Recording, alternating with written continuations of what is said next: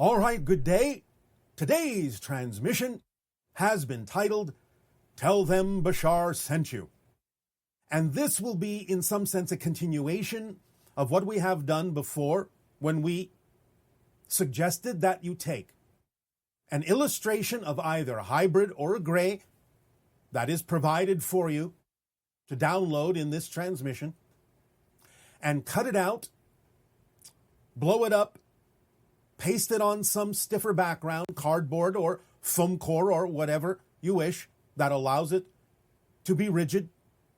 Blow it up to the point where the head of the image of the gray or the hybrid from the top of the crown to the bottom of the chin fills one of your typical 8.5 by 11 inch pages, and therefore allow the rest of the neck and the shoulders to be whatever size they will be by following that measurement. And once, as we have described before, it has been placed on a rigid background, then place that cutout outside one of your windows, or more than one,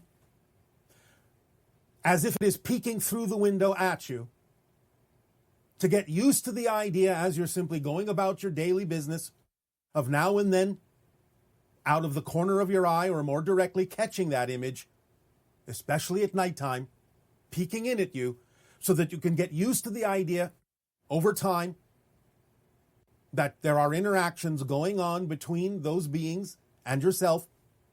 And as you become more used to the idea of seeing them there, allowing yourself no longer to be startled by those particular images and starting to relate to those images pasted outside your window as if they are real three-dimensional beings looking at you physically through your window.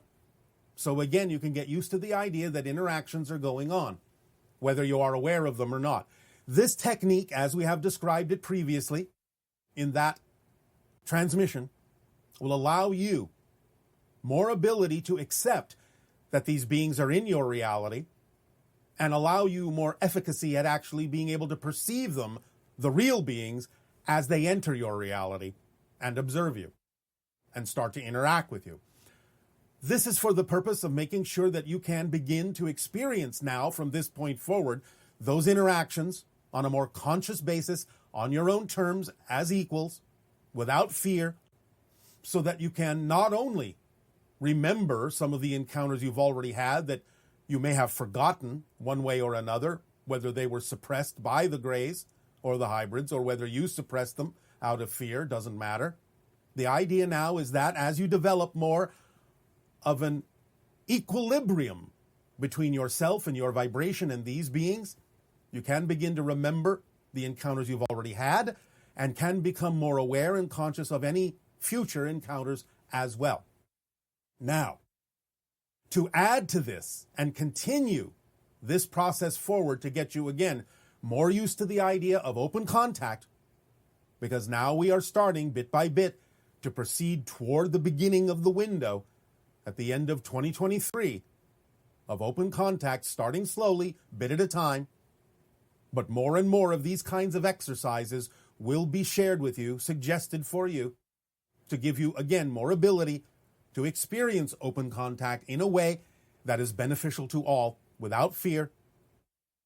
And so what we will now add to this exercise, which you can keep doing to get, again, yourself used to this idea, and especially now that some of your military officials have begun the first stages, small stages, yes, but the first stages nonetheless of disclosure, by validating certain videos as authentic of UFOs. This is the beginning, the very, very beginnings of opening up to disclosure that we exist. So let's begin to take advantage of that momentum by adding to the previous exercise of the cutouts peeking at you through windows, by now allowing you, when you notice them at any time during the day or night, face them, walk up to them more closely on your side of the window or the glass door or wherever you have pasted them so that they appear to be peeking in at you. Walk up to them maybe at about a distance of, let's say, 3 feet. And once you are in that position and looking at them and allowing yourself to feel comfortable looking at them, allow yourself to say the following words. I see you. I recognize you. I invite you to invite me to participate more openly, more consciously, without fear. And I introduce myself to you as a friend of the messenger, as a friend of Bashar, as a friend of the hybrids, as a friend of the children who will come to live among us. And I am open in whatever way serves everyone best to participate in the ongoing program of evolution that will allow Earth to move forward and become the 6th hybrid race. I allow this on my own terms, in an experience of comfort, in an experience of love, in an experience of allowance on both sides. And I allow myself to come into more awareness, more conscious recognition, more conscious realization of the ongoing encounters in my life and the participation of all of my counterparts and connections and my soul, family, and spirit guides and higher mind in this endeavor. For all concerned with love and peace. You may write all this down. You may read it out loud when you are facing that image. And if you wish, at the end, you can add, this is up to you. Bashar sent me, and I am here. We will leave that part up to you. Remember to do this with no insistence, no assumptions, just allowance, bit by bit. You can do this once a day if you wish, twice a day if you wish. You don't have to do it more than 3 times a day, but we will leave that up to you. And it doesn't have to last any longer than the reading we just gave you. But be earnest, be open, and if you feel any trepidation or fear, that is all right. You can stop, you can adjust, you can breathe, you can relax, you can even stop and start again later if you wish. This is all about getting comfortable with the existence of these beings in your reality and getting comfortable with your existence in our reality. So that again, you are creating and building up a frequency that is representative of the third reality between the both of our realities, respectively, that will be the reality in which open contact will occur to the best of all concerned. So practice this every day if you wish, to guide yourself more and more into the frequency of open contact. And we welcome you in this exercise and in this endeavor. So tell them Bashar sent you.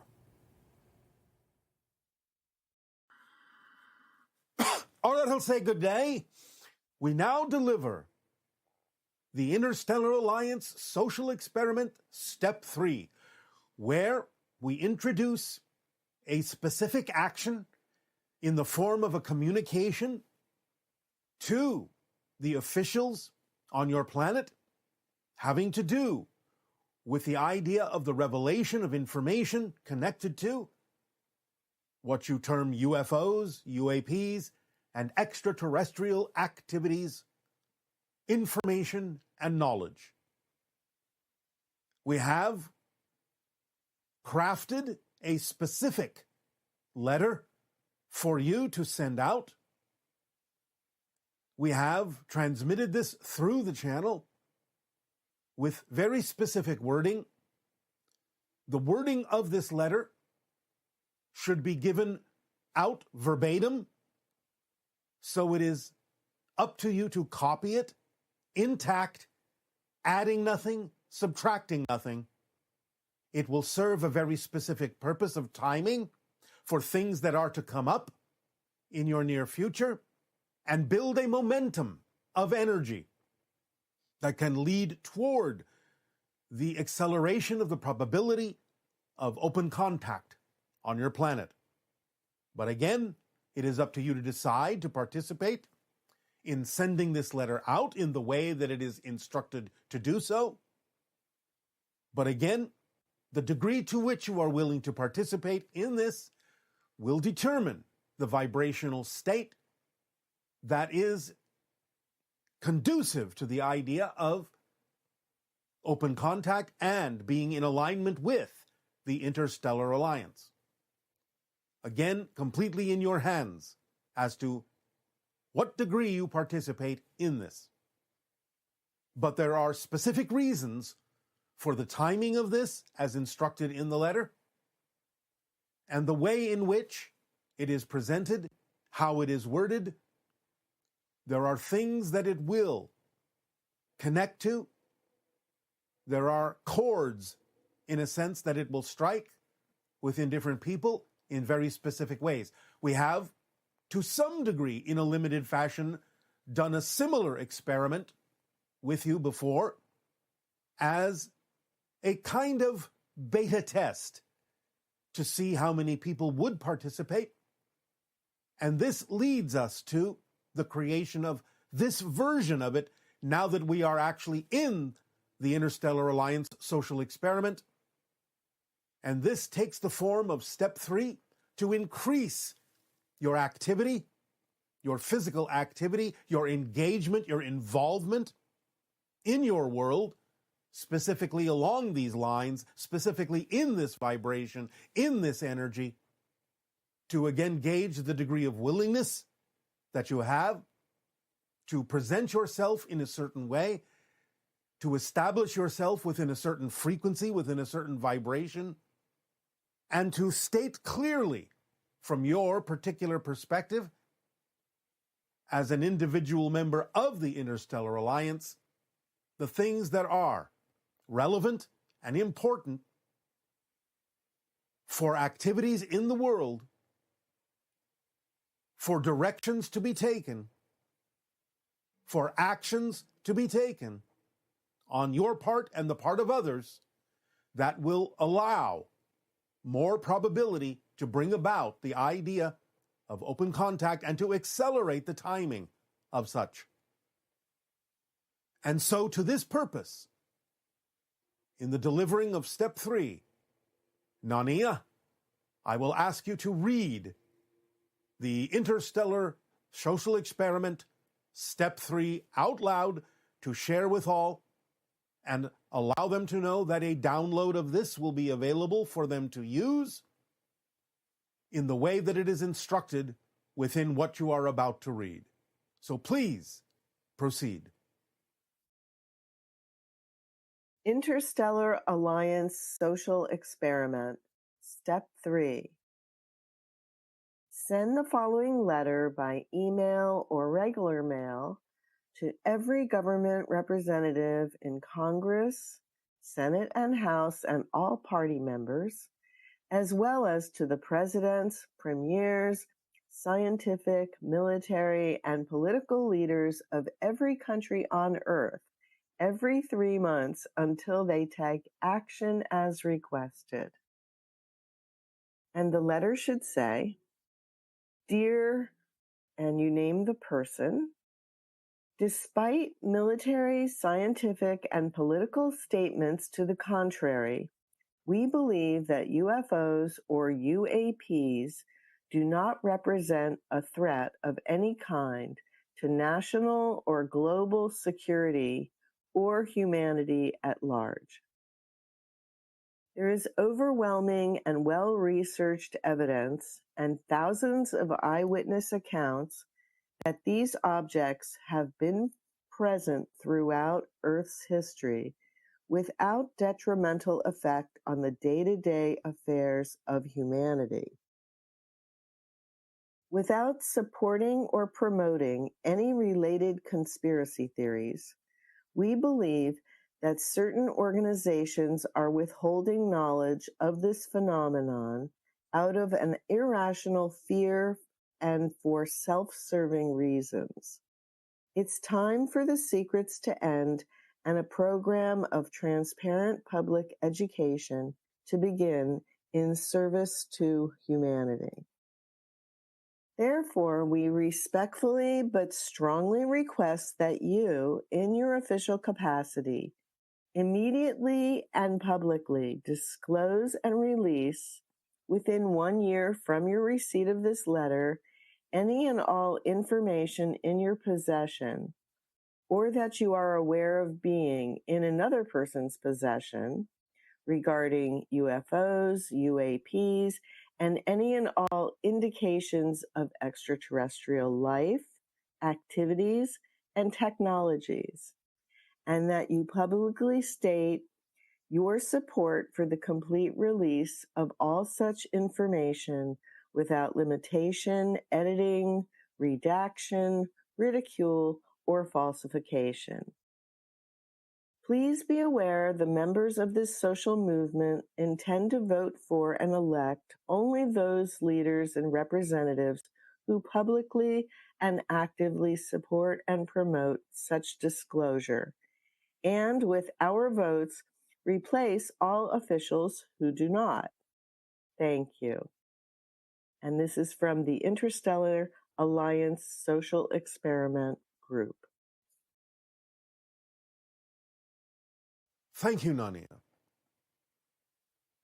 When this download is made available to you, again, you may copy it, send it out as requested every 3 months, and when enough people do this, and the officials continue to receive these letters over and over and over again, and you allow yourself to do your research with regard to who is willing to support this idea publicly, and to ensure and assure that your votes will change those representatives should they not follow the requests involved in this transmission, then we will see how on your planet the idea of public opinion, the idea of public preference,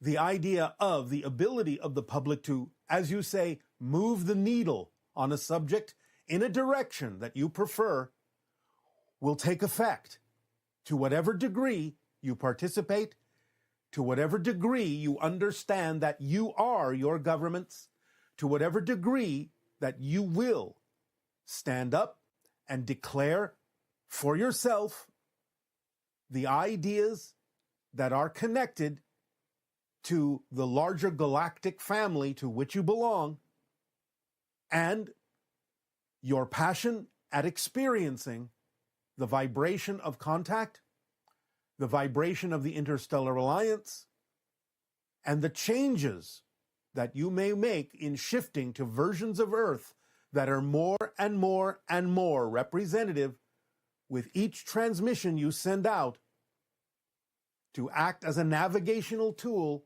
to move you in the direction of the version of Earth that will be more and more and more representative of open contact, so that you may experience an acceleration toward that end. So it is of critical importance for those willing to participate that you allow yourself to send it out. We understand again that some of these challenges may require action on your part. You may need to rearrange some schedules in order to send them out to all of the individuals that are suggested within the letter. But again, the degree to which you are willing to participate, the degree of fullness to which you participate will make a difference. And the degree to which a lot of those individuals will receive these transmissions will also let them know what the general population prefers and what the general population will support or not support in moving forward toward the end of open contact. So, every 3 months is sufficient, considering the volume of the letters that will be sent out again and again, the same letters over and over. You will eventually see an effect. And we will be watching, we will be gauging, we will be observing, again, as a barometer, to what degree the needle is moving toward open contact and away from fear and secrecy. So we thank you for your participation ahead of time. And in return for your willingness to participate in this social experiment and your willingness to take action on step 1, step 2, and step 3, for remember, you do not stop doing the original steps. You keep doing everything as best you can, and you add to it with every step that we deliver to you. So, in return for this, I ask you now, in what way may we continue to be of service to you? Please begin with your questions and your dialogue if you wish. Good day. This transmission is called the Archetypes of God. And what we mean by this is you have many names for the idea of what you call God. God, Goddess, Allah, Jehovah, Tetragrammaton, the Light, the I Am that I Am, Wakantanka. It doesn't really matter what it is that you use as a name to identify the concept of all that is.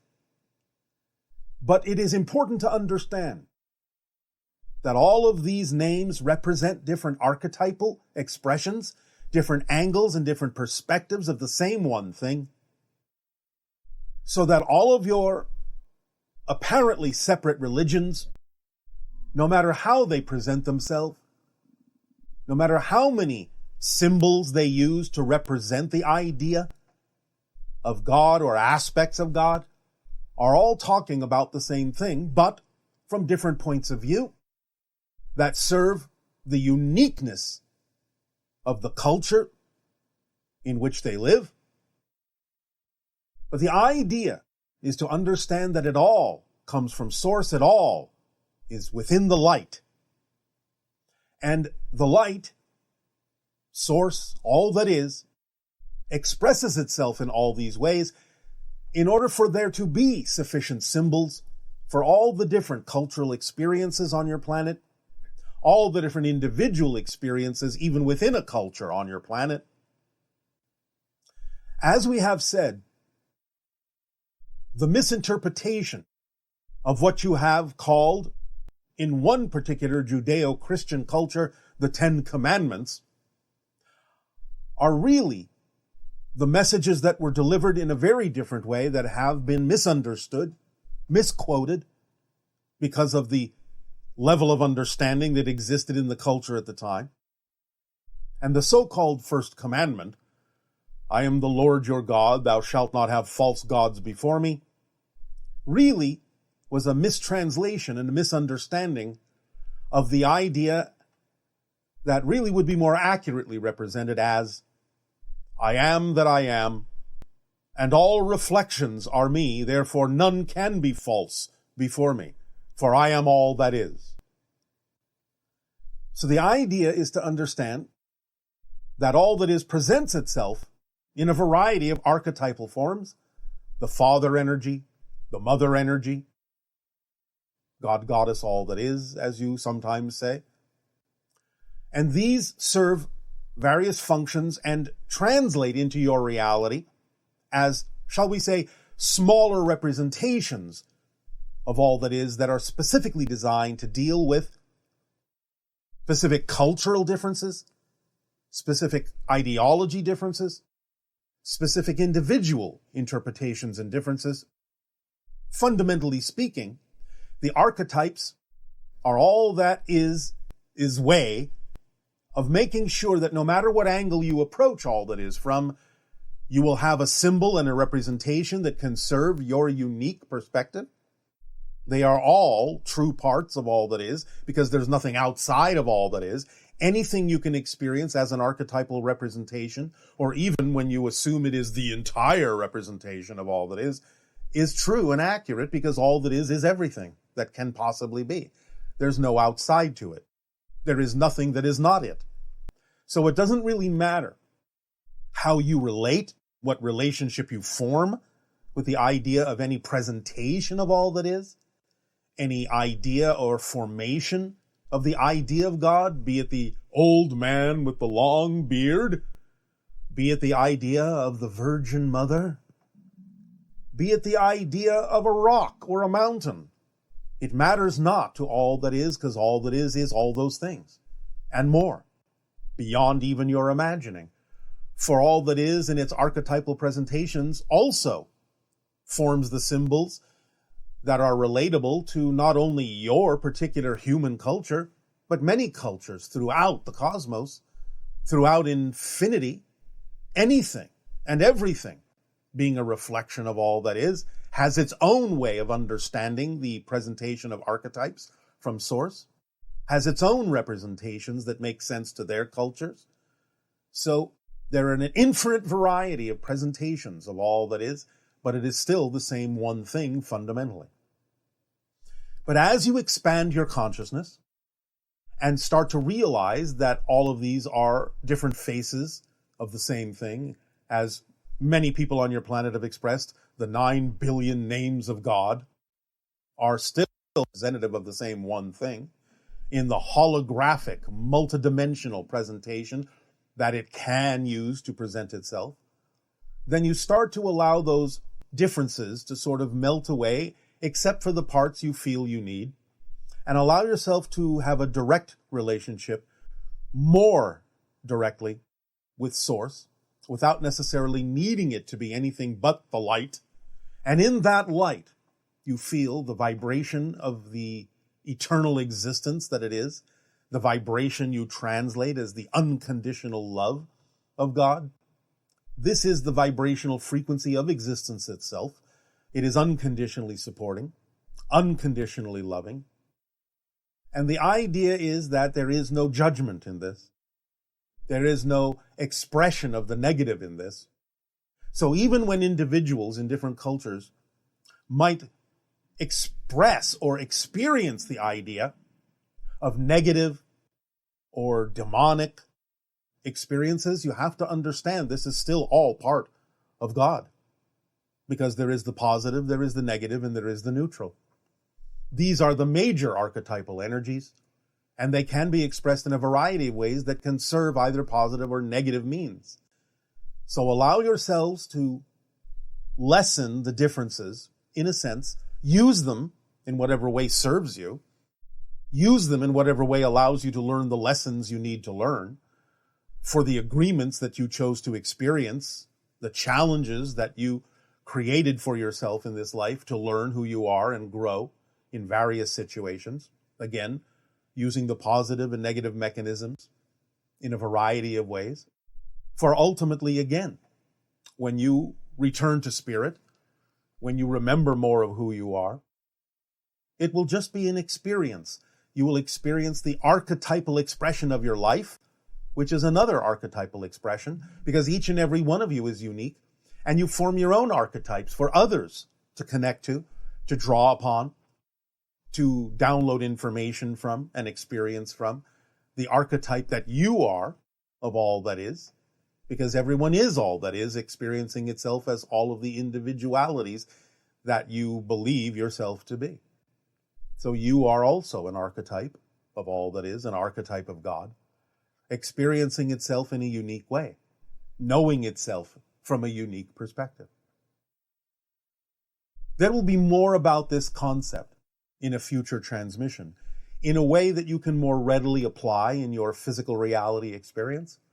But for now, just let it settle into you that every single thing you see, every single thing you experience, in a sense, is an archetypal presentation of all that is: the trees, the rocks, the streams, the animals, the sky, the moon, the stars, the earth itself, are all different variations and different expressions of all that is of source of the light.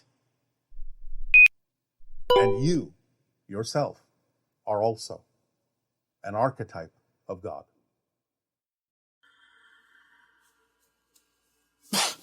All right, I'll say we will begin. Good day. Welcome to the Interstellar Alliance Social Experiment, Step 5, the Volunteer Corps. This step involves you becoming more involved with your society in service to humanity in beneficial ways. No download is required for this step. It is all about you taking the step, initiating the step of volunteering in certain ways on your planet and doing the things that are representative of service, of help, of bringing about a more positive world, of doing the things physically, acting on the things that connect you to others in ways that can be of assistance, that can be of help, that can be representative of the positive actions you can take, that would be more representative of the actions you would take in the kind of world that you say you prefer to live in.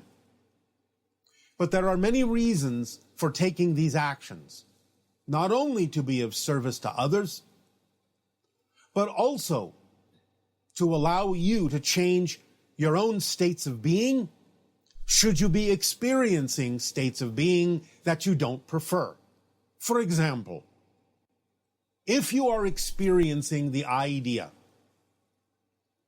where you don't really understand what your passion may be, even though we have explained that you can start simply with everyday things, just acting on the things that have even just a little bit more excitement than anything else, and doing those things first, and letting it build up and snowball into bigger and bigger opportunities, we are still talking about the idea that some of you may not necessarily know how to get yourself out of a state of boredom, a state of sameness, a state of depression, a state of not allowing yourself to exercise your creative imaginations to move you forward.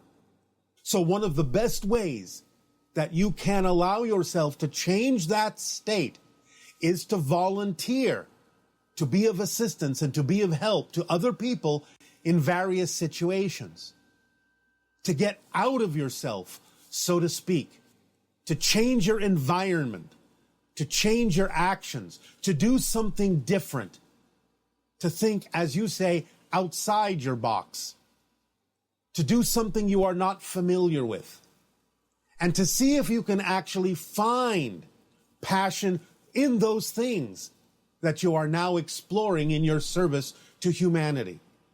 There are many things that you can volunteer to do. And when we say volunteer, it doesn't necessarily mean that you cannot be paid to do them, for there are many things you could volunteer for that will actually pay you, at least to some degree, will support you in your willingness to participate in those things. Some of them you will do for free, but even then you will get a lot out of it if you are willing to break through your usual assumptions, your usual state of being, and just choose something that you may start out being mildly curious about, or may have at some point thought of what other people feel about doing those things and said, I wonder what it's like to do that. Give yourself a chance to take the action, to take the step, to move forward and go ahead and volunteer to be of service in that way. If you have ever considered what it might be like to be of assistance in a variety of ways on your planet, such as going to the people that plant new trees and helping them do so, going to the people that feed the homeless in homeless shelters and volunteering to help there, going to read stories to people who are bedridden in hospice situations, going to animal rescue services and participating there to help the idea of the animals on your planet. There are many things you can volunteer for that will get you out of your present situation and open you up to what is possible in your service to humanity and allow you to potentially find new things you may actually discover that you can be passionate about. Getting out of your habits, getting out of your usual situation, opening your world up, making connections you otherwise wouldn't have made.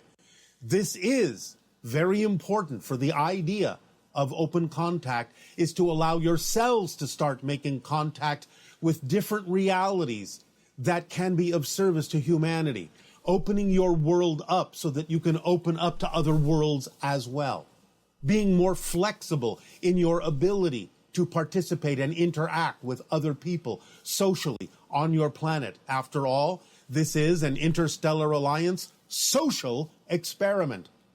And this is one of the social aspects of it, is to engage more fully with the positive aspects of your society that are already doing things that would be more representative of the kind of things you would do on the kind of earth you say you would prefer to live on. So help out, be of service, volunteer, find something that you are at least curious about and wonder what it would be like to do that. Do it at least once. You can do it at least once. Or you can decide to do it every day. You can decide to do it once a week, once a month, once a year, or more than that, or every other day, or every other week, or every other month, or every other year. The timing is up to you.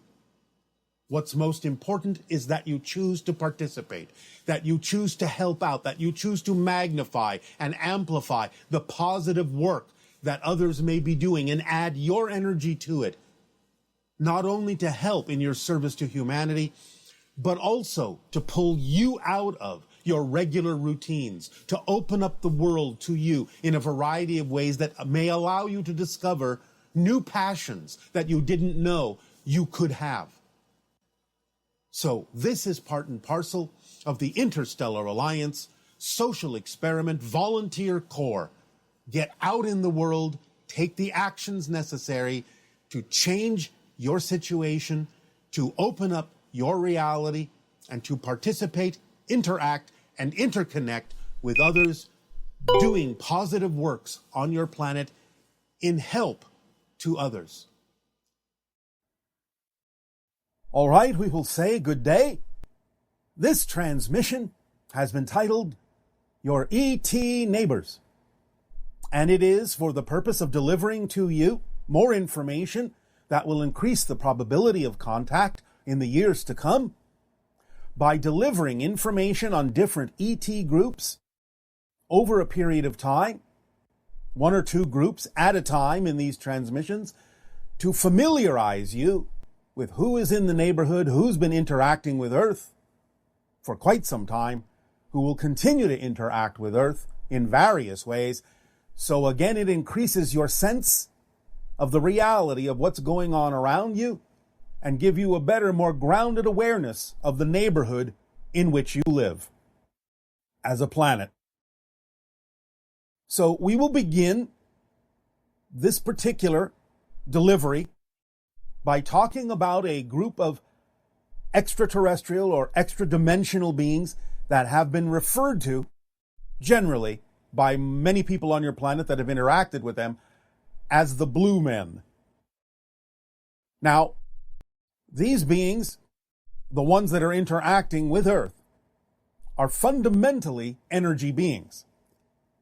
They have the ability to take what appears to be human form, although they will mostly appear as an outline, a silhouette that is a glowing blue form, their features being relatively obscured because their true nature is energy.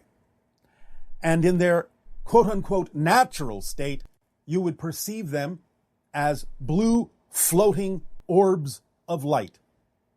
But you can see them in many cases, when you do encounter them, changing back and forth between the orbs of light and the humanoid silhouette. They will generally appear to be relatively tall, perhaps 7, perhaps 8 feet in your counting. That's just a representation of the amount of energy coming through. Again, it's not that they actually have or possess this physical stature, but it is the way they are interpreted by your reality. It's the way they present themselves in your reality.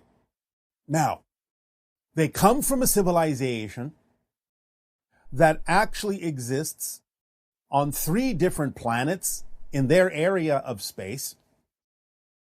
Their original planet allowed them to create a civilization where many of the so-called scientists or researchers or explorers found a way to convert themselves and exist as energy beings. However, the majority of the civilization remained physical and went on to colonize 2 other planets as they spread out among the stars. So their civilization exists on 3 different worlds. They are exploring at this time a potential 4th world upon which to expand their civilization.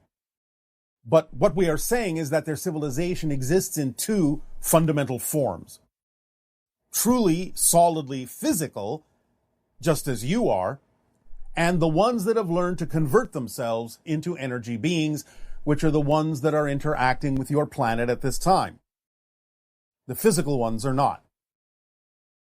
But the ones that are interacting with your planet are doing so not only for the purpose of observation and study, as is true of many ET races who are interacting to some degree with Earth, but they also are quite compassionate, quite peaceful, and they have, shall we say, a tendency, when interacting with humans on your planet, to encourage those humans to change from a warlike civilization to a more peaceful civilization. They have even rescued people in wartime situations, removed them from the war. They have healed many people on your planet who were injured in war and from other causes. Because, again, they are energy beings, they can vibrate at a frequency that allows a person to match their frequency and allow rapid healing to occur. They will often observe warfare scenarios, and they even have the ability for people, sometimes, not always, depending upon their destiny, because the blue men will not interfere with your destinies, your choices, but they have from time to time, when it is appropriate, even removed humans from your planet and taken them to live on a planet where there is nothing but peace. Now, when they choose to do this, it is usually because a person has been gravely injured, perhaps even fatally injured, in some sort of wartime scenario. They have the ability to actually, in certain cases, resurrect these people, resuscitate these people, and allow them to be placed on one of these planets where they can experience a life of peace away from war. So the blue men, as they are called, generally, which doesn't mean there are not females among them, but this is how they present themselves and how they have been labeled by your people, because that's how they seem to appear, as a male silhouette, glowing blue, obscured features, very tall, very energetic, very kind, very compassionate, very peaceful. These beings are continuing to interact with your people from time to time, though they generally remain in the background, because again, they cannot really interfere with anything you have chosen to be your own destiny. But nevertheless, they will appear to those in need from time to time to assist and aid them in either their healing or their removal to another place where they can experience lasting peace. And their energy on your planet gives you a greater opportunity to seek peace for yourselves by matching their frequency. Now, they have restricted themselves to some degree to the different kinds of individuals they may interact with. They may broaden their ability to interact with more of your population as the years progress. You will find in general that they will interact more often than not with the kind of people on your planet you call the indigenous groups, American Indians and so forth, because of their adherence to some of the old ways of relating to nature. Because again, they are very strongly connected to the idea of nature as the blue men. So in letting you know that they exist, you can open your minds, open your hearts, allow your energy to flow more freely, knowing that they are among you, whether you see them or not, and they are helping with their energy to give you more of an opportunity to choose peace and healing for yourselves so that you may arrive at a time on your planet or whatever version you shift to that is more representative of peace and no longer or never has experienced the idea of war, strife, disease, struggle, and pain. So just open up to the idea of the blue men and see what happens energetically in your lives as you move forward. It'll say good day to you this day of your time. How are you all? All right. All right. Thank you. Once again, we thank each and every one of you individually and all of you together collectively for the co-creation of this interaction between our respective civilizations and for giving us the opportunity to experience through each and every one of you another viewpoint, another perspective, another way that all that is has of experiencing itself within the creation that it is. We would like to begin this transmission, this day of your time, having titled it, The Metaphysics of Physics. And what we basically mean by this is that, as has been discussed many times from many different sources, the idea of physical reality is that it is a projection of consciousness. In a sense, it is like a dream. It isn't really out there around you. It isn't really solid in the classical meaning of that word. But the idea is that everything that exists in physical reality, in some way, shape, or form, begins within the consciousness as a resonance pattern, as a template, as a blueprint, if you will. And thus that blueprint, that energy pattern, is in a sense crystallized within the consciousness into the format that you perceive and experience as physical reality. Now the idea then is that as we have discussed, and as have many of you realized, physical reality contains different kinds of reflections. The basic ones you would generally say are the positive and the negative, but then there is also the neutral, which is what makes physical reality not a duality, but a trinity.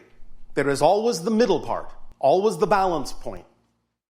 This is energetically what allows you to create the reality you prefer, because there is always going to be a way in which you can blend and balance the positive, the negative, coming from the neutral place, in order to generate whatever kind of an experience that you prefer or that you chose as a theme of exploration. But how this idea of the neutral place and the positive and negative energies that exist or are experienced within physical reality express themselves in the physical reality is quite fascinating. The idea of what you consider to be matter and the constituents of matter that make up your physical reality, what you would call the subatomic particles, so on and so forth, also do express this idea of the Trinity within their basic fundamental structure. First and foremost, most simply, you have, as many of you know from taking certain classes in your school, that an atom is generally made up of three components. You have the positively charged proton, you have the negatively charged electron, and you have the neutral neutron. Aptly named, don't you think? However, what you may not realize is how apt this structure is, how expressive it is in a very specific and precise way to the idea of the energy patterns that we've already described. Many of you may not realize that a neutron, if, shall we say, left to its own devices, a free neutron, not connected within an atomic structure, actually breaks down into a proton and an electron. So the idea is that the neutral particle is neutral because it is made up of, in a sense, positive charges, negative charges, and it expresses these things and manifests these things as the two seemingly opposite elementary particles of the proton and the electron. And because it contains both charges, that's why it is also able to be attracted to the proton or attract a proton to it, as well as the electron, because the neutron, shall we say, has kind of layers to it energetically. Now, understand, of course, what we are saying is somewhat euphemistic, but it's a good way to illustrate the point. The neutron, being neutral because it contains both charges, does this in a particular way, sort of like a layer cake. Because the proton cannot be attracted to another positively charged particle easily, the neutron must attract it. If it is to attract it at all, it must have some kind of a charge with which to do so. So the skin of the neutron, so to speak, is actually negatively charged to attract the proton. But it is also in its body positively charged to also attract the electron. So it does double duty in that way and creates and gives structure to the concept that you call the atom. Now, because it is able to break down into the proton and the electron and a few other things we won't go into right now that are, for the purpose of this illustration, somewhat superfluous, you begin to get the understanding that the neutron, in a sense, is a little bit bigger than both of them. It has, in your scientific terminology, more mass than the proton. Way more mass than the electron, of course. But it contains both, so it has to, in a sense, be more massive than both, so that when it breaks down, there is a sufficient amount of mass to express the proton and the electron. So the idea of the neutral state, energetically speaking, in your life, in your experience as a state of being, is similar. The idea is that the neutral state contains the potential for both a positive and a negative experience based on the meaning that you give to the neutral situation that is there to begin with. Now, in another transmission coming up in what you would call your near future, we're going to go more deeply into the idea of exactly what we mean when we talk about fundamental neutral states. For that transmission will help you understand how to identify neutral states more clearly and thus be more capable of infusing them with the positive or negative meaning that will then result in the idea of a positive or negative experience. But for now, it is sufficient to understand that this neutral state, like the neutron, contains the potential for both, and it is actually exemplified in physical reality by the very fact that the neutron itself is capable of breaking down into both physically. Now, let's look a little bit at the electron. The electron is representative of the idea of the negative energy. And of course, when we talk about it as an energetic state, we're simply talking about the idea of that which is disconnective, dissociative, segregative, so to speak. Whereas when we talk about the positive energy, we're talking about things that are integrative, expansive, connective, so to speak, as a mechanism. But also what's associated with the negative energy that we have discussed many times with many of you are the idea of negative beliefs. As we have said, belief systems, both positive and negative, must do something to perpetuate themselves because they're not really real. Physical reality is not really real. In a sense, it's a projection, it's a dream, it's an illusion. So the belief systems are designed to perpetuate themselves in such a manner as to make it seem as if the reality that they depict, the definition of reality that they depict, is actually real so that you can have an actual solid physical experience. But when it comes to the idea of positive beliefs, the positive beliefs are reflecting to you the true nature of your being, the true, powerful, self-empowered, creative, loving nature of your spirit, of your being, of your essence, of your existence. The negative belief systems, in a sense, have to work much harder than the positive beliefs to get you to buy into a scenario that is fundamentally not true about you. Because you are basically creative, positive beings, essentially. So in order to get you to have an experience that is negative, it has to tell you things that are fundamentally lies about yourself, and it has to reinforce those lies with every trick in the book that it can muster, every tool in its kit. Otherwise, you would see right through the smoke and mirrors and know that it is just an illusion, and that what the negative beliefs are telling you about yourself has to be, by definition, false. So let's look now at the correlation, at the analogy in the electron. The idea of the atomic structure, as you understand it in your society now, is not so much the exact classical representation of a tiny little particle orbiting around the nucleus in a very clean sort of way, like a planet around a sun. No. That's kind of an outdated, old-fashioned way of representing it. It's good as a general illustration. But you now know, your physicists now know, that the electrons sort of exist more in what they term a probability cloud. That is, you're never really sure exactly where it is. It's whipping around so fast. It's somewhere in this hazy cloud that surrounds the nucleus. Somewhere in there are a bunch of electrons, but where they are, we don't know until we take a measurement and freeze where it is. But then you don't really understand exactly what its path has been because you're freezing it into a static state. But when it's moving, you don't really know where it is at any given moment. So in a sense, it is similar to the idea of negative beliefs in that it creates this sort of ambiguous fuzzy cloud that you can't really get a grip on.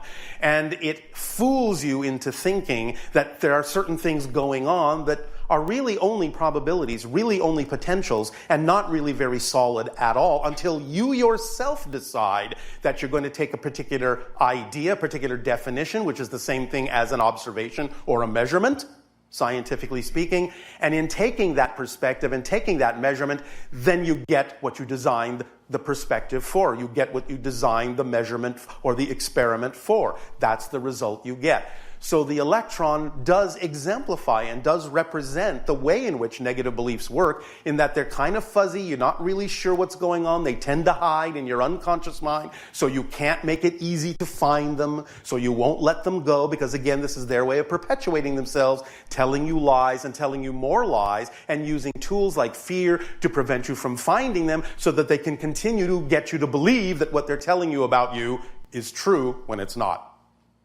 So that is a general correlation, whereas the idea of the proton, being the positively charged thing, being in a sense more easily observed because it is the very nature of the element you're looking at itself, it is the very identifying energy of the elements themselves, then it's easy for you to see that directly. It doesn't have to hide, it doesn't have to confuse you, it doesn't have to fool you one way or the other. It is just telling you what you are. It is telling you what is. It is showing you your nature.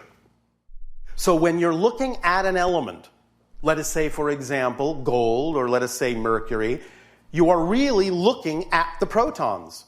That's what you're looking at, because it is the protons that determine what the element is. So they're easy to see.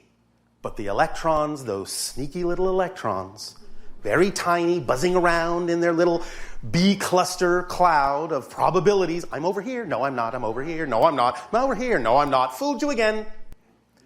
Shows you a direct correlation between the idea of the way the energy states themselves exist and the way that they actually crystallize down through your consciousness into the expression you call physical materiality. The trinary idea extends itself further because, as your scientists have discovered, or as they have created for themselves to perceive, even the idea of some of the so-called subatomic particles like the proton have other particles within them that you have called quarks. And those quarks generally also come in threes, which again shows you the trinity aspect of the existence of that energy. Again, the duality and the neutral place in between. This does not have to be completely absorbed at this time in this way. You don't necessarily have to have any kind of a physics degree to absorb and understand this. It is simply something for your consciousness to look at with curiosity, let it sink in, and let the idea of the energy states and the structures that they appear to create that you call physical reality have a lot to do with each other, are really just different expressions of the same thing. They're just different expressions of the state of being that is existence itself, expressing itself on all levels as that trinity. The only level on which such trinities don't exist or dualities exist is what we would call the one. That is the homogeneous one state where there is no differentiation whatsoever, but because there is no differentiation, there is also no experience, no awareness. It takes the all that is to be aware of itself. It's the first reflection to itself that there is the appearance of an other that creates that idea that starts splitting into the, well, there is this, and there is that, and there is this relationship in the middle. So really, the neutron and the neutral state that give rise to the experience of the positive and negative sides, the proton, the electron, the neutron itself and the neutral state is actually more precisely the reality that you call reality. Whereas the projections that come from it are the reflective illusions based on the information you have put into it, such as a positive meaning or a negative meaning, a positive definition or a negative definition. But the neutron and the neutral state is actually what you are as an existence, as a reality, and everything is contained within it, and everything can be expressed from it.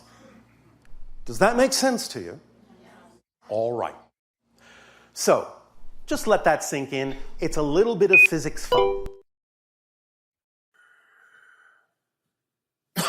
All right, I'll say good day. Today's transmission, as we have said, is titled No More Secrets.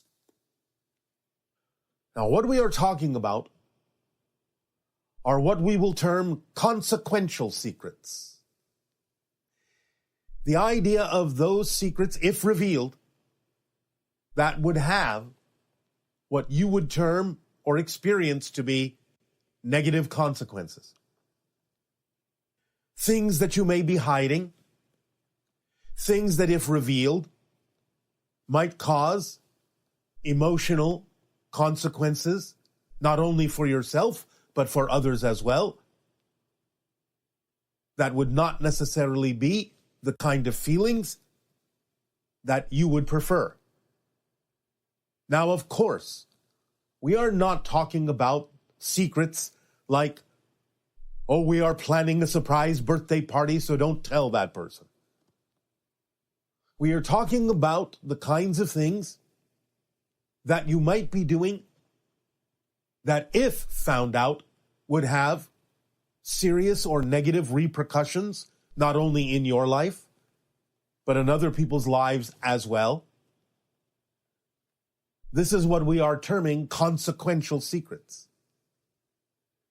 We are not talking about the idea of necessarily revealing those secrets. We are simply talking about the idea of discontinuing the behavior that is causing those secrets.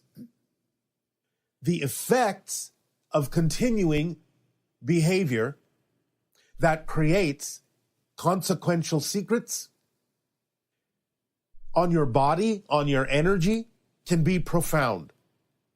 Holding on to those things, to those secrets, to those behaviors, not only can affect you physiologically by creating constant, continuing stress on your body, on your nervous system, because of the fear of the secret being found out, but also energetically.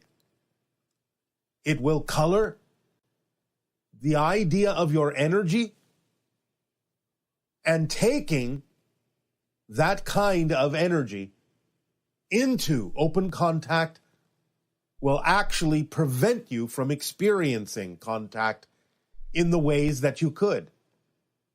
Remember that in open contact, you are going to be exposed to many higher frequency vibrations of more highly developed and evolved beings that are telepathic and who would very easily sense that you're holding on to energies that do not benefit you, that do not benefit others. And it would cause a kind of repulsion effect that would prevent you from encountering those beings, because bringing that energy into contact with those higher frequency beings would cause even more distress in your body by forcing these things to the surface, forcing you to deal with them, forcing them to be exposed in ways that could be detrimental to you and others. And so in order to prevent that, contact will not occur for those holding on to the vibrational energy of consequential secrets.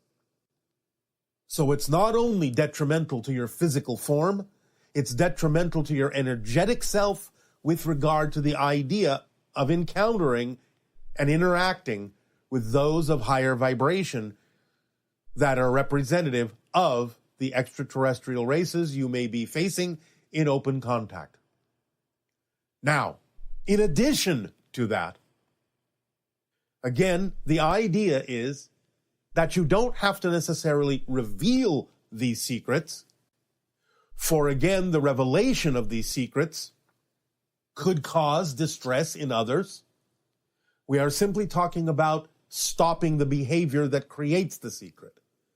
For many people, there might be some things that you have done that are causing stress, that you're holding on to, that can be, as you would say, confessed to allow you and others to feel better.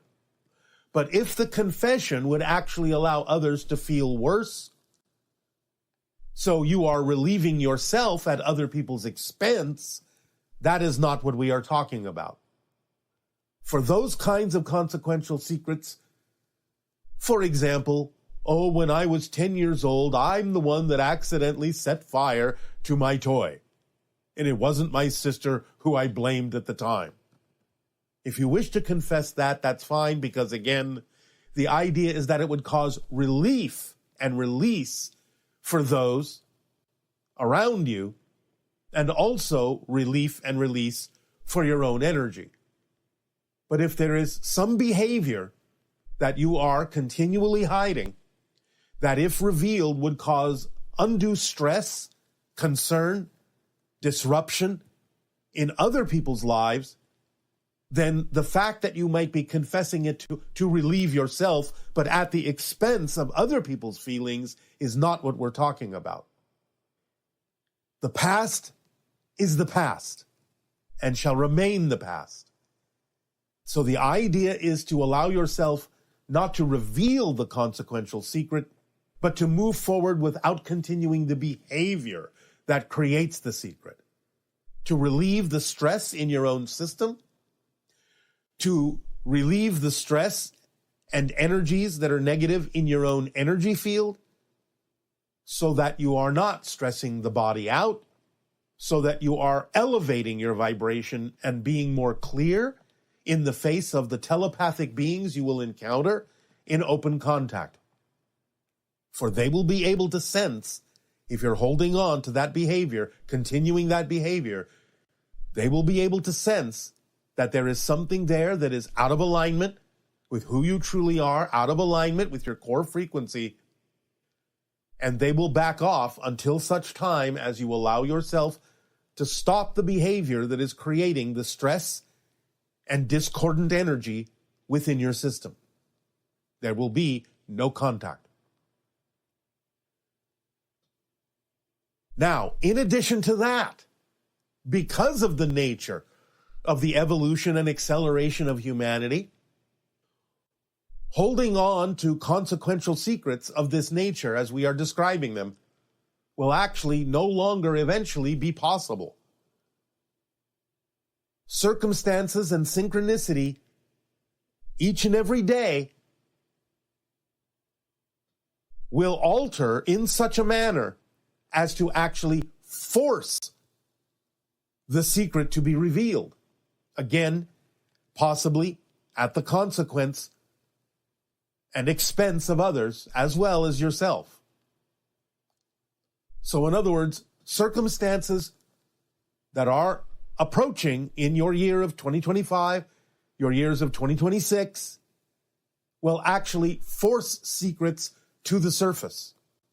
If you are still doing the behavior that is creating the consequential secret, it is quite possible that over a short period of time, that secret will be revealed anyway. It will come to the surface in some way, shape, or form that you will not be able to stop. For you will not see it coming. You will not know who is watching you. You will not know what other people may say or do that may bring about the revelation of the consequential secret you have been holding on to behind the scenes. There is going to be more light in your reality, and light dispels shadows.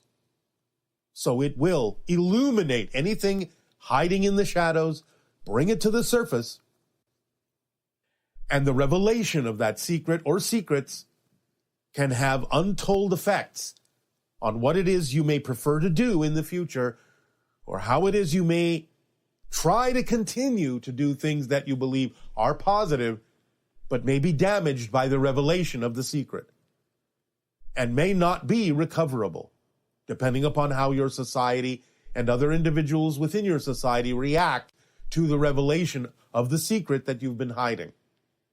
That is a consequential secret. So again, we would encourage you not to necessarily reveal the secret, but to stop doing the behavior that creates the secret, so that if asked, is this happening, you can, with all honesty and clarity in your energy, say, no, it is not happening. It is not something I am doing. In present tense. Now, the other side of the coin of that is those that would be of an intention to reveal the secret. As we have said, in this condition, in this case, the past is the past. It's not about exposing the secret. It's about stopping the behavior that creates the secret. That is more important. Again, it's not about relieving the stress on yourself at the expense of others so that they can feel worse, even though you feel better for having exposed it. It's not about that. And for those who would continue to attempt to expose it, persecution will not be allowed. So when someone may say, is this happening? And you can honestly answer no. But if they then ask, did it happen in the past? Then that persecution, because the past is the past, will actually rebound upon them, so that the effects of the consequential secret will actually then be had by those who are pushing for the revelation of something that no longer exists, by stretching it into the past, by asking, did it happen?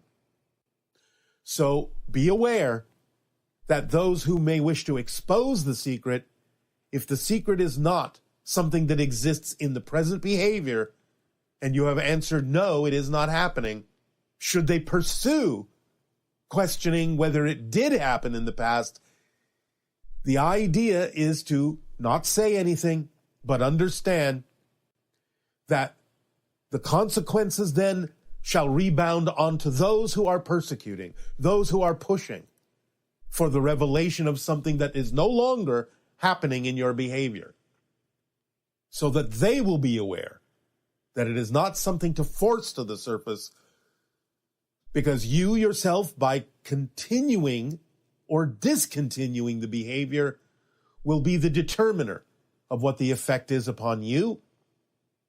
And by discontinuing and allowing yourself to move forward with more clarity, less stress, more relief, more lightness, the weight off your shoulders, the burden no longer being carried by you, can breathe freely, forgive yourself, and move on, knowing that you are moving forward in a lighter energy, that you are preventing your body from experiencing the continuation of the physical neurological stress of carrying the burden of that consequential secret, and be free to know that you are not in any danger of exposure if you stop the behavior.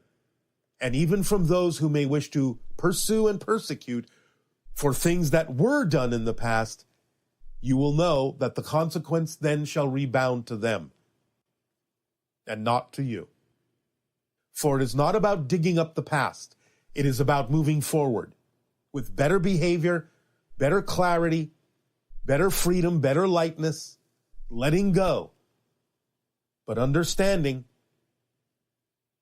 that if you continue the behavior, there will be consequences that you may not prefer. For secrets will come out, because that is the energy of the time. And holding on to it will prevent contact from being experienced by you personally. So clear out your attic, clear out your energy, let go. No more secrets of a consequential nature. And in addition, this extends to society at large. You will start to see synchronistically in your year of 2025, 2026, that the kind of secrets we are talking about will start to come out in different facets of your society. Politically, sociologically, economically, religiously, technologically, more and more secrets will start to be exposed, will start to be revealed, that have been hidden for quite some time. So again, not only to the individuals, but to larger groups who may be holding on to consequential secrets in this manner, allow yourself to stop the behavior that is keeping these secrets from the public, because they will be exposed, and if exposed by the energy that is pushing forward in your evolutionary path without you stopping the behavior, but forced to expose them, again, the consequences will be something that you do not necessarily prefer, and you may have to exert what you would call damage control to a very great extent, and you may never be able to fully recover. So allow yourself to experience the freedom of stopping the behavior that creates the consequential secrets.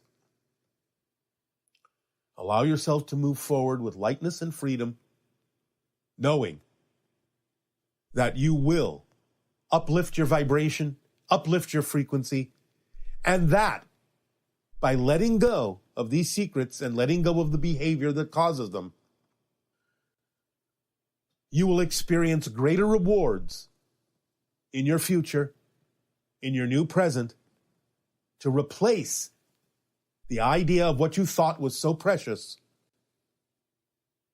You will be rewarded with the ecstasy that comes with the lightness of being, the higher vibrational frequencies, and the interactive experiences that synchronicity will bring to you with regard to not only contact with extraterrestrial beings, but with spirit and with different factions of your society that will be more capable and more representative of moving forward in positive ways to transform your experience of the world, to allow you to shift and navigate through different versions of Earth in parallel realities to a version that is more in alignment with your soul, your spirit, your higher self, your true self, in beauty, in light, and in love.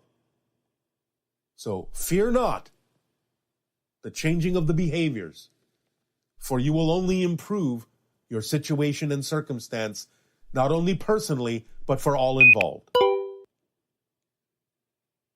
No more secrets.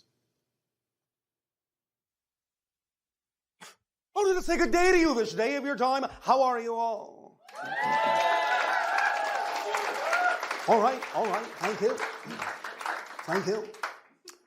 Let us begin this transmission on the art of art. Now, there is an art to talking about the art of art. The idea, of course, on your planet is that you have expressed yourself in a variety of creative ways. And much that is created, when shared with your public, is considered what you call art. In that, it evokes a mood, ideas, allows people to engage in an expression of the artist that is representative not only of the individual artist that has created the piece, in whatever form it may come, painting, sculpture, drawing, writing, music, doesn't matter, but also, of course, is an expression of the time in which it is created, and also of the collective consciousness of the society in which it is created. So art, as many of you already know, is quite subjective and is capable of evoking many different kinds of reactions, reflections, moods, ideas within different individuals, because first and foremost, art is a mirror. And whether or not they may know it, those that look upon or listen to or receive in whatever form the artistic expression are bringing to it their own subjective point of view, their beliefs, their ideas, their feelings, their moods, attitudes, energies, and are getting a reflection from that mirror back to themselves, an opportunity to investigate why they react or respond the way they do. What does the art mean to the one looking at it? How does it put you in touch with either other aspects of your own consciousness or other aspects of the consciousness and expressions of the society in which you live? What does it inspire within you to express from yourself, to share with others, to converse, to discuss? Art, in that sense, allows you to investigate aspects of your being that you may actually be unconscious of and bring them to the forefront by looking at your response, your reaction to what you are experiencing, and also allow you to create a response, a creative response in some way, shape, or form. That would be the inspiration part. But first and foremost, the idea is that art, even though it may seem to be very passive in that you're just looking or listening at whatever the piece of art is actually quite active because it activates certain things within each individual that participates, that is willing to open up and discover more of themselves by looking in that mirror as it has been presented to them by the artist, so that you gain, as we said, not only insight into the artist, into the society, into the timing, but also into yourself. And ideally, allow that, when it bounces around inside you, the ideas, the feelings, the moods that it engenders and inspires within you, to let it out in an expression of equal artistry, equal creativity in some way, shape, or form, so that it doesn't just remain a passive event, so that you are inspired to express the art within yourself in whatever way it may be relevant for you. So today, we are going to discuss some things, some permission slips, if you are willing to play, willing to participate, that you can, in your own way, in your own time, take it upon yourselves to do, to express. It doesn't matter whether you ever have before drawn, sculpted, wrote a poem, wrote music, wrote any kind of idea that would be considered art. Now is an opportunity for you to just allow yourselves to go through the expression and see what comes out of you, because there may be many things hiding within you that your beliefs may be not allowing you to see, that may be invisible to you, and that when you begin to really start exploring the artist within you, you may find that there are quite a few surprises within yourself that you may discover, that you may realize that you didn't even know who you really were. So in this, we start with this suggestion. Allow yourself, when convenient for you, to stand in front of a mirror and just gaze at yourself for a moment. And first and foremost, understand, no matter what your form, your shape, your appearance, allow yourself a moment, at least a moment. I understand sometimes this may be an uncomfortable thing for many of you, but at least for a moment, appreciate the artistry of your being. Whether it be just the physical form, whether it be the look in your eyes, the expression on your face, just appreciate what you're seeing, what you are being given as a reflection, because it will be an opportunity for you to begin to understand the uniqueness that each of you is, and thus the artist that each of you is. And we say that because for a long time in your society, most of you have been taught to believe that you had nothing at all to do with the way you are, with the way you look, with the way you appear. But you are the artist of yourself.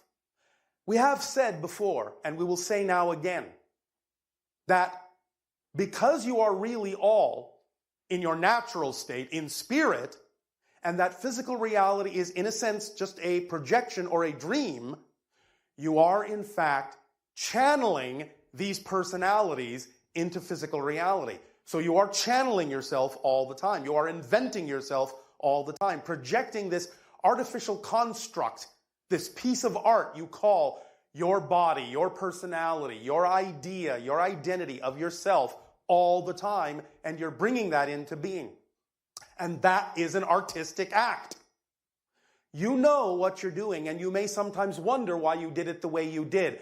But when you really start taking a good, deep look at yourselves and understand what your true theme of exploration is, what your true aligned path really is, you can begin in looking at your reflection to start really appreciating why you project yourself the way that you do. Now, this doesn't mean that you can't change the idea of how you project yourself, both in personality and in form. It's up to you, because again, physical reality isn't really solid. You have the opportunity to understand that you can, as you already know, change over time, but those changes can also happen more rapidly, more quickly, if you wish, in the sense of picking up the brush, the artistic brush of energy, of spirit, and painting a new picture of yourself. So in beginning, to look at yourself in the mirror and seeing yourself as you are in the way that you have now artistically created yourself to be, for whatever purposes you did that, to bring yourself to this point of looking at yourself in the mirror. Imagine now that you take up a spiritual brush, and not because of fear, not because of shame, not because of anything negative. Just start to look at yourself and start to realize how much more you are within, and how much more of that which is within can be projected without. on the outside. And take that brush and in your imagination, start to look at the reflection in the mirror as a painting. And start to make a brush stroke here, make a brush stroke there, little dab of color here, little dab of color there, and start to create in your imagination something that you believe is an image in the mirror on this canvas, this reflective canvas, that is now much more representative of the being you prefer to be when you know yourself to be in total alignment, in joy, in happiness, in ecstasy, in passion. Let that spirit come forth. Let it project itself on to the idea of your body, because it is just a projection, just an idea, and start to paint a new picture of yourself. If you wish it to be a sculpture, you can do that too, and start chiseling this and chiseling that a little bit here and there. If you wish to do it through the idea of music and vibration, you can see vibrations making changes in your form here and there as you imbue those frequencies onto the body that you see in the reflective painting. If you wish to write, if that is your forte of artistic expression, you can write a new idea of yourself and say, well, the eyes are a little bit now brighter. The nose looks a little more like this because it is an expression of the fact that I can take in more air and breathe more easily. Any which way you wish to do this, any which way you wish to be the artist is up to you, whatever works for you in this permission slip. But paint or draw or feel a new picture, a new being, and really start to use your imagination to see that overlay, however it is you choose to form it. And understand that you are the artist. You are the creator of your reality in this way. Even if you have never done anything artistic in your life or that you think is not artistic, again, remember, you are artists all the time because you are creating your personality. You are creating this idea of your physical reality. You are magnificent artists, all of you, and it is time to give expression to that in the outer world, to be free enough to allow yourself to be seen in that artistic way, in whatever form makes sense to you, in whatever form is relevant for you. And once you have done that, and you can do it as often as you wish, you can do it in the morning, you can do it in the afternoon, you can do it in the evening, it's up to you. You can do it once a day, twice a day, 3 times a day, up to you.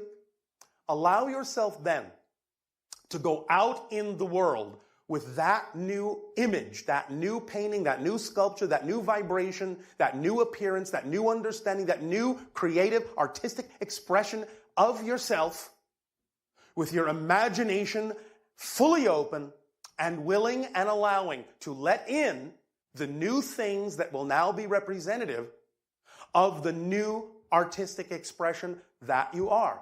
Because that will become part of the new landscape, the new painting, the new sculpture, the new background, the new environment that you will start to experience when you walk through life in a creative and artistic way. As you walk down your street, you can do the same thing. You will find your imagination opening up. Paint the world in the way that you prefer to see it. Have that brush with you all the time, that chisel with you all the time, that music with you, that pen with you all the time. And as you go through life and you see things here that are out of alignment, allow yourself to start painting it in a new way. Paint it with brighter colors. Paint it in a peaceful setting. Allow yourself to really start projecting that energy in a very artistic way onto things and see the world as your canvas, because it is. It is just a reflective mirror. It is just a canvas, and you can paint it in whatever way, shape, or form you so prefer. We are not in any way, shape, or form talking about being naive in the sense of not seeing what's there. We are talking about the idea of understanding that every single moment you are, in fact, painting a new picture. And you can now start to break the continuity, because art is timeless, and art can present itself in any kind of structure. It doesn't have to follow the rules of time and space in a normal or typical way. And neither do you over time, over space. You will see these things become more fluid in your reality through this methodology of artistic expression and painting the world in a new light. and allow it to break the continuity within you so that you can see more reflections coming back to you of the artistic expression of yourself that you're putting forward, and allow others to see you as a work of art, as you see them as a work of art, so that they can be inspired in seeing your work of art and you can be inspired in seeing theirs, so that the whole world can become one gigantic, reflective art experience. Creativity will begin to explode from your imagination, explode through your eyes, explode through your fingertips, explode from your heart. You will see more colors. You will see more deeply. You will understand the meaning and symbols and archetypes that are presented to you. You will begin to see the world as a piece of art. You will see the meaning behind it that the collective consciousness has given, and you will be able to also change that for yourself if it is relevant for you to do so. You can also allow your imagination to give you more permission slips and more permission to be more artistic in all the things that you choose to do that are representative of your passion. As we have said, allow yourself to do it. Not only the thing that excites you, but the way it excites you, with whom it excites you, where it excites you, how it excites you. And bring it together, all the colors on your palette, and blend them in a way that is pleasing to you, that is representative of the painting that you wish to see, of the sculpture you wish to see, of the artistic expression you wish to be. You can do this. You all have this capacity, as we have already explained. You're doing it all the time. Allow yourself the opportunity to really experience the artistry that all of you contain. Your world will become far more magical, and you will start to see things in a whole new light, and you will start to receive things in a whole new light. Do you feel you can do this? Is it exciting for you to do something like this? Are there any artists in the room? All right. Now, here's a couple of other suggestions for you. A couple of other permission slips. Allow your artistic imagination to alter them however you wish. Take a cube. It can be a cube of wood, cube of any material, but a 6-sided cube. On one face, put a mirror for the reasons that we just explained in the permission slip we just described. On another face, put a photograph of yourself at a younger age, if you have one. If you don't, draw something that's representative. On another face, a photo of yourself, say halfway through your life, up to this point. On another, a photo of yourself as you exist, or believe yourself to exist right now. On another face of the cube, draw an empty shape that is representative of you and put a question mark in it. Now, that's 1, 2, 3, 4, 5. On the 6th face, allow yourself to simply paint that entire face in your favorite color. That's all you have to do. Now, allow yourself to start with the image of just the outline and the question mark, and just look at it as representative of a blank. You don't really know what you are. There's not really a reflection here. There's a mystery here about who you really are, what you really are. There's a curiosity to know deeply who you really are, what you really are as a being, as a persona. Then go to the picture of you or the drawing of you in your youth and see where you believe you started. Gaze at it for a few minutes if you wish. Few seconds, doesn't matter, but get a good sense of that child looking back at you. Then go to the one that is in the middle of the child and where you are now. Do the same thing, just engage it, look at it, feel it. If there are memories that come with it, that's fine. But just absorb what you're being given as you look at this reflection. Then go to the one where you are now. Look at it. Engage it. Stay with it a moment. Learn from it if that's what happens. Then go to the mirror and look at yourself as you believe yourself to be in that reflection at that moment. Then flip it over and look at your favorite color. Now go back to the mirror, see if anything has changed, and go backwards through your present photo, to the middle photo, to the young photo, to the face with the question mark. And then go forwards, through the same thing again, and backwards, and forwards. 3 times do this. And see if, when you wind up looking at your reflection in the mirror at the end, if you don't see something new in your eyes, something new in your gaze, something that wasn't there before that is now peeking out at you, a hidden part of you, a new idea of you, a new angle, a new perspective, a hint of someone there that is more than you consider yourself to be, a promise of something bigger, something grander, something creative and expressive, loving and passionate about life, about being the artistic expression that you are. Do this and play with it. See what happens. Sometimes you may find that something subtle will happen. Sometimes you may actually be startled and see that something quite different is looking back at you from the mirror. Play with it. See what happens. Have fun with it. All right? All right. Be the art of art itself. For you are created to be the creator. So create. Consciously create.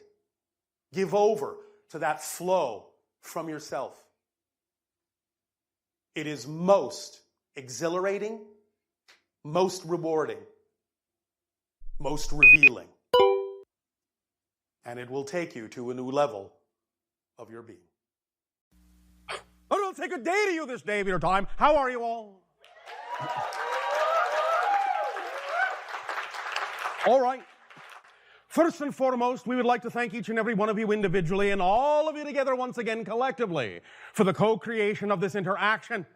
Each and every time you allow such interactions to occur, it forms a link, a bridge, a connection between our respective civilizations, and creates a third reality, a new reality in which we can both interact in a new and powerful way. So we thank you for the gift of allowing us to experience through each and every one of you that many more unique facets of the multidimensional crystal of creation.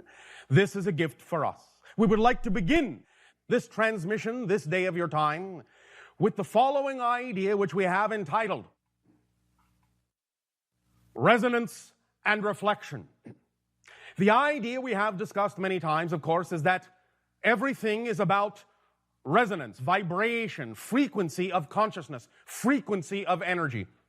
There is, of course, in creation, fundamentally, only one thing. All that is, the one. But the idea is that it can create itself to be, to appear as, to experience itself as many different things by creating different frequencies within its consciousness, different vibrations, different waveforms within its consciousness. And these different waveforms, these different signature vibrations, thus then create the experience within all that is of many different things. In a sense, thus then, all of you, all of us, all beings in creation are all the different ways that creation has of interacting with itself, of experiencing itself, of reflecting itself to itself from an infinite number of points of view in order to experience all that it is from every different possible direction, from every different possible perspective. The idea here, though, in the diagrams that you've all been handed, is that this illustration represents the level that you call the concept of physical reality and how you actually create that idea, that experience with your consciousness, with your particular unique aspect of all that is. You will see on the diagram that there is the idea, of course, that everything starts with the central source, the dot at the center. We will skip many different levels in this particular diagram just to simplify this illustration for the purposes of what we are speaking of this day of your time. So let us jump right from the source to the idea that the first circle is what you might euphemistically call your individual soul, your spirit per se. Now, of course, as we have described previously, the idea is that the soul, being a split off from what might be called the oversoul, which is a collection of all sorts of different unique soul experiences that can have many different incarnations simultaneously in what you call the physical reality experience. The soul, in a sense, is analogous to unfired clay. You create the unique soul for the unique journey, for the unique experience of the person that you will create yourself to be incarnationally, but it doesn't really become a spirit that is unique to that persona until you have actually fed that soul the experience of your life. So the experience you are having in physical reality is like taking the unfired clay and shaping it into a particular utensil, firing it, and thus creating the ceramic, the hard, glistening, clear ceramic that thus then becomes the spirit that is unique, a unique expression of the experience had in that particular lifetime as a physical being. But the idea here is that as this soul spirit thus then, in a sense, receives waveforms, information, energy from the central source of all that is, in having the desire, in choosing the experience of physical reality, it will create a physical mind, a physical personality that we have likened to the idea of a three-sided prism, hence the representation of the triangle, which represents the physical mind, the filter, so to speak, through which the soul or spirit will express itself in the physical experience. This triangle, this prism, breaks down the unbroken white light of the source into the various frequencies that are representative of the physical mind, which are the belief systems or definitions, the blueprint, in a sense, of your physical reality, the emotions, which in the sense is the activation energy, emotion, energy, motion of your physical reality manifestations, and the thought patterns and behaviors, in a sense, that also go hand in hand and are reflective of those emotions and those belief system definitions, thus creating the person, the behavior, the expression in physical terms that is created to experience, to have the experience, what you might call the ego structure, which is created to have the focus that keeps you focused in physical reality experience so you can feed that physical reality experience back to the soul or spirit, and it can grow from that experience, having this unique adventure in what you call physical reality.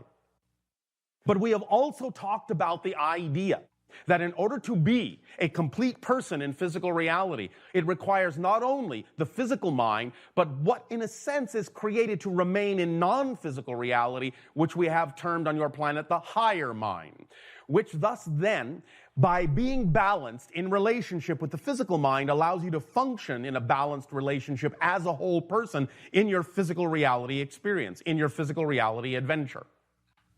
But the idea is that this higher mind serves many particular functions, many specific functions. And we have spoken in the past of many of these functions and many of these relationships of the higher mind to the physical mind. But now we will allow you to understand, now we will share with you one more specific function that the higher mind has that we have not really discussed before. However, we have mentioned this idea in general many times, though we have not discussed it or spoken of it specifically. And it comes from the idea that we have talked about that when you create this physical persona, and when you create the emotions and the beliefs and the thought patterns and behaviors to be of a certain content, a certain frequency, that determines utterly the reality experience you have that you call physical. Because we have said many times that physical reality is like a mirror. It's a reflection. And in a sense, it's not really that there's anything out there. There really is no physical reality out there. That's an illusion. But it functions like a mirror so that you have a feedback mechanism, a reflection to let you know that the reality you're experiencing is absolutely reflective of the belief systems, the emotions, and the thought patterns, the behaviors that you have arranged the frequencies of those things that you have created in your physical personality, so that the outer idea, the outer reality, or the appearance of the outer reality acts as a guidepost, acts as a marker, acts as a signpost for what it is you are choosing to believe is true, because what you believe is true is what you're putting out as a vibration, and what you put out as a vibration is what's reflected back to you by the physical reality in any number of symbolic and representative ways. As we have said, physical reality is very much literally like a mirror.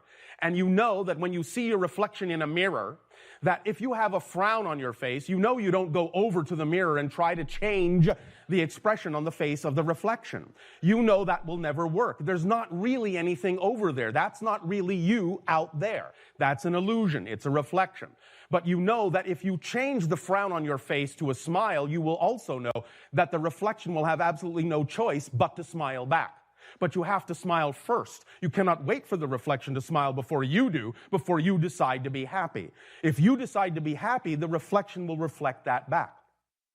But as we have for many, many, many years now talked about the idea that physical reality is a reflection, it seems very interesting that none of you have actually asked, Bashar, yes, what is actually doing the reflecting? Oh, that's a very interesting question. Because if there's really nothing out there, what is actually reflecting back these experiences to us? Oh, that is also a very good question. What is reflecting back is your higher mind. Your higher mind, in a sense, vibrationally creates the effect of wrapping or surrounding or encasing or immersing your physical personality in a bubble of energy, a frequency, a particular frequency that allows the higher mind to actually function as a reflective surface, as a mirror. The higher mind mirror is what is actually reflecting the vibration of the personality structure back to itself in order to get the experience you call physical reality, and makes it seem, by the particular frequency that it is operating on, by the particular signature vibration it is actually operating on, makes it seem as if that reflection is actually outside of you, when in fact all of that's actually going on inside your consciousness. But the higher mind, by choosing that particular frequency, by being designed that way, makes it appear as if, creates the illusion in your consciousness that everything is actually being projected around you holographically. That's why it's an illusion. But it is the higher mind that actually functions as the reflective mirror for you within your consciousness, within the overall makeup of your signature vibration. One aspect, one of the equations in that overall signature vibration is the specific frequency of the higher mind acting as a mirror, so that you can have this physical reality reflection experience that you think is so solid, but is not solid at all. And this is why you can always use the idea of your outer reality to gauge what you are creating your personality to be. Because if you see this simple diagram as a circuit, in a sense, with the energy coming from the source through your soul, through the filter of your personality, and then going through the idea of that vibration of the higher mind mirror and being reflected back to you what it is that your personality is experiencing, whether it is in balance, out of balance, whether it is in alignment with your true core source self or out of alignment, whether it is in alignment creating joy, love, creativity, excitement, passion, or whether it is out of alignment creating fear, doubt, lack of self-worth issues, anger, all these ideas. Because that's all it is. It's simply a filter, filtering your energy. And by the experiences you have, reflecting to you whether you're holding on to beliefs and blueprints that are out of alignment with that core essence or in alignment with that core essence. So you always have this gauge. You always have this way of telling exactly where you are on your own path, which is you, because you are a path. And thus then you can use the higher mind this way and be in relation with the higher mind this way to know that it is always constantly feeding back to you what it is you're giving off, very precisely in a variety of ways. Now, of course, as we have said, this does not mean that every single situation is always interpreted as a shall we say, exact mirror image or an exact echo. But the idea is that anything that's happening in your reality has some degree of relevance for you, or it would be happening to someone else. When you interact with someone else and you create your version of them in your reality, and they create their version of you in their reality in order to have the experience of that interaction in physical reality, you are both also getting the reflections from your source through your physical personality filters to the higher mind mirror and getting that reflection back to each other.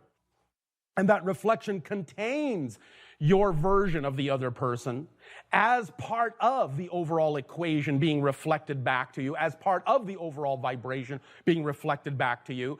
And that's why when you interact with someone else, it's also an indication to varying degrees, depending upon the reason for the interaction. It's also an indication of something you need to learn about yourself, as well as for the other person needing to learn something about themselves. Because all you're actually seeing is a reflection of yourself taking their form, in a sense. This doesn't discount the existence of the other consciousness, of the other being. But the idea is that you're creating your version of them out of your own energy, in your own reflection, in your own reality. And thus, it's always colored, in a sense, by your filtering system, by what it is that that person represents to you, as you are always colored by what you represent to the other person. So in that sense, you are always interacting, even when you're interacting with another being, you're always interacting not only with that other being, but always with a reflection, an aspect, a perspective, a point of view of yourself. And it is up to you to have the discernment to recognize what is being related to you, what is relevant in this interaction that will allow you to become more aware of more of who you are as that being, as that fuller being, that greater being, that more aligned, harmonious, creative, loving, passionate being. Every relationship is for the purpose of everyone in the relationship helping the other people in the relationship learn more about who they are and grow in that way. You always give others an opportunity to learn more about themselves as you give others an opportunity to learn more about themselves by using this reflective modality, by using this personality construct reflection device. The idea, therefore, is allow yourself in your own timing, in your own comfort zone, at your own pace, to use this diagram, to ponder this diagram, to understand the idea of the filtration that goes on in your personality structure, the prism of your three-sided personality structure, and seeing that it goes out to the higher mind, which then feeds it back to you, echoes it back to you, as a reflection that always gives you the opportunity to know you are constantly in communication with your higher mind. You are never cut off from the higher mind. If you were, everything around you would be absolutely, utterly gone, utterly blank. Your physical reality reflection is itself, therefore, a communication, constant communication from the higher mind mirror, always reflecting back to you exactly what state you're in and always giving you an opportunity to decide whether that state is what you prefer or whether you wish to change it.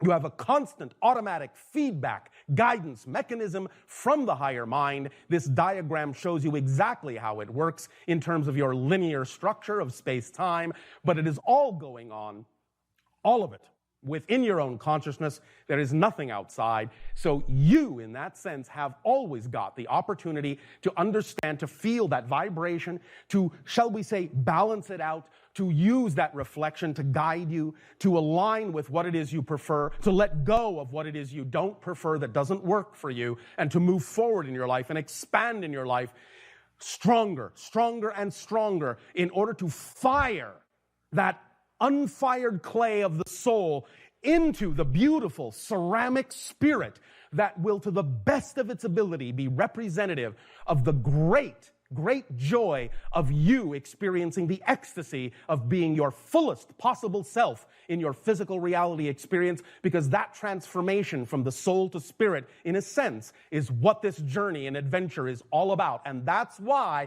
the process is the destination. That's the point. You, each and every one of you, have exactly the same purpose, the same mission in life. It can be expressed in an infinite number of different ways, unique ways, but you all have the same purpose and the same mission, and that is to be yourself as fully as you can, because that is who you were made to be, and you are the unique aspect, the unique facet of creation that you were created to be. And without you, without your unique difference, all that is cannot be all that is. Does that make sense? All right. When you wish to meditate on the permission slip diagram you have been given, and remember that any tool, any technique, including this one, is just a permission slip, that if it works for you, use it. If it doesn't, you'll find something else. But it is fundamentally connected to a very simplistic diagram of how this works in terms of your consciousness relation. And thus then, if you meditate on this, it can help you allow yourself to remember, as a permission slip, more of who you are by allowing you, with your current belief systems, to give yourself permission to be all that you are, as best as you can, with zero expectation as to what the outcome needs to be. Allow yourselves the freedom to experience ecstasy. Allow yourselves the freedom to choose to act on your passion to the best of your ability, taking it as far as you possibly can until you can take it no further every moment of your life, with absolutely no expectation of what the outcome should be, because your higher mind will bring you, as another one of its functions, whatever the outcome, whatever the manifestation is that is truly representative of the high state of vibratory ecstasy that you can choose to exist in forever, if you wish. It's up to you. But do not discount the challenges that you have. Do not discount the processes that you go through. Do not discount your ability to have chosen to experience this transformation from limitation to freedom, from darkness into light, because that experience is what the physical reality on your planet is really all about. And the fact that you chose to experience a reality with so many others where you are, in fact, learning to transform great limitation to freedom, great darkness into light, means you are strong enough to do so. Remember, your earth is not a kindergarten. It's a master class of transformation. You are all master beings. It's just now that you're going through the process of remembering that. So the more you allow yourself to remember that, the more you allow yourself to know that that's true, then, because knowing and action are synonymous, the more you know that's true, the more you will behave as if that's true. The more you behave as if that's true, the more reflections you will see from the higher mind that that is the reality that is true for you, and that's the experience you will have that you call your physical life. Ecstatic, never-ending series of explosive, ecstatic synchronicities. That's how it works, if you wish it to. If you wish it to be more difficult, by all means, create it to be that way. We will never stop you from choosing difficulty, because that is your freedom to choose as well. We are simply, by your invitation, willing to remind you that everything is fundamentally simple and that your life can be a simple joy. Let it be so if you desire that, if that's what you prefer. It's up to you. Completely, utterly up to you.